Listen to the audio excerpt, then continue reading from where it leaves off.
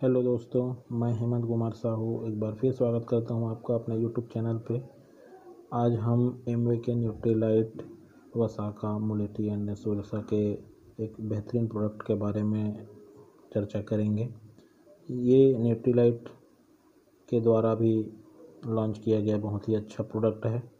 वसाका मुलेटी और सुरसा, जिनको अस्थमा, दमा, सांस लेने में प्रॉब्लम, लंबे समय से खांसी रहता है, उन लोगों के लिए ये प्रोडक्ट बहुत ही बेस्ट है।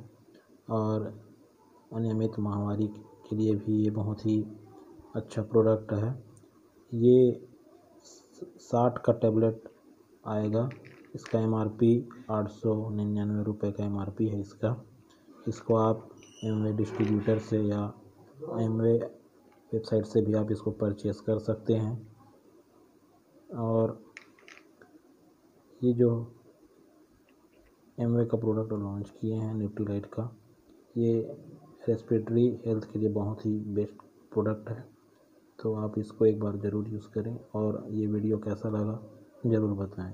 धन्यवाद।